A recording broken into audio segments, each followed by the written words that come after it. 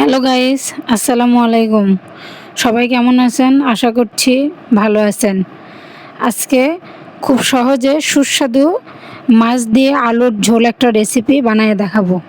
তো চলুন ভিডিওটি শুরু করি। চুলায় একটা ফ্রাই প্যান বসায়ে প্রথমে কিছু তেল দিব। তেলের সঙ্গে দিব পেঁয়াজ কুচি, ফালি করে রাখা ৩-৪টা মরিচ, কিছু গোটা মশলা দিয়ে কিছুক্ষণ ভেজে নিব, যতক্ষণ পর্যন্ত পেঁয়াজের কালারটা বাদামি রং না আসছে। এ পর্যায়ে কিছু গুঁড়া মশলা, মরিচের গুঁড়া দিব, হলুদের গুঁড়া দিব, ধনিয়ার গুঁড়া দিব ও লবণ দিয়ে কিছু পানি দিয়ে মিক্সড করে ঢেলে দিব। মশলা কষিয়ে নেওয়ার পরে এ পর্যায়ে দিব আলু। আপনারা চাইলে আপনাদের পরিমাণ মতো আপনারা আলু দিয়ে নিতে পারেন। এ পর্যায়ে সব উপকরণ দিয়ে নাড়াচাড়া দিয়ে ঢাকনা দিয়ে 5 মিনিট ঢেকে রাখবেন।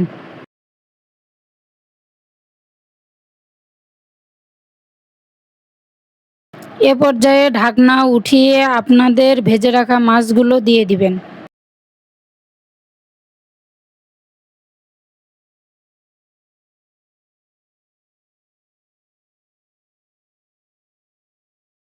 এ পর্যায়ে ঢাকনা উঠিয়ে পরিমাণ মতো ঝোলের পানি দিয়ে দিবেন।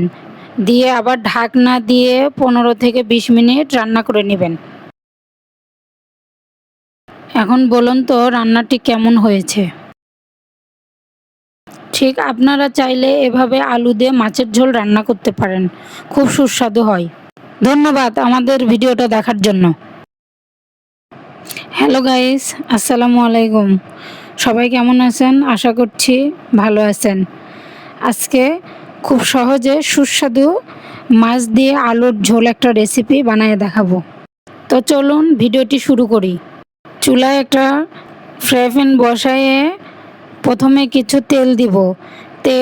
তেলের সঙ্গে দিব পেঁয়াজ কুচি, ফালি করে রাখা ৩-৪টা মরিচ, কিছু গোটা মশলা দিয়ে কিছুক্ষণ ভেজে নিব, যতক্ষণ পর্যন্ত পেঁয়াজের কালারটা বাদামি রং না আসছে। এ পর্যায়ে কিছু গুঁড়া মশলা, মরিচের গুঁড়া দিব, হলুদের গুঁড়া দিব, ধনিয়ার গুঁড়া দিব ও লবণ দিয়ে কিছু পানি দিয়ে মিক্সড করে ঢেলে দিব। মশলা কষিয়ে নেওয়ার পরে এ পর্যায়ে দিব আলু। আপনারা চাইলে আপনাদের পরিমাণ মতো আপনারা আলু দিয়ে নিতে পারেন। এ পর্যায়ে সব উপকরণ দিয়ে নাড়াচাড়া দিয়ে ঢাকনা দিয়ে 5 মিনিট ঢেকে রাখবেন।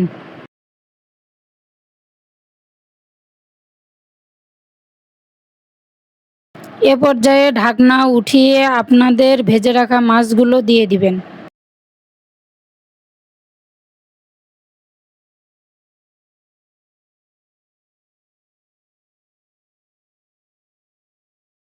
এ পর্যায়ে ঢাকনা উঠিয়ে পরিমাণ মতো ঝোলের পানি দিয়ে দিবেন। দিয়ে আবার ঢাকনা দিয়ে 15 থেকে 20 মিনিট রান্না করে নেবেন। এখন বলুন তো রান্নাটি কেমন হয়েছে। ঠিক আপনারা চাইলে এভাবে আলু দিয়ে মাছের ঝোল রান্না করতে পারেন, খুব সুস্বাদু হয়। ধন্যবাদ আমাদের ভিডিওটা দেখার জন্য।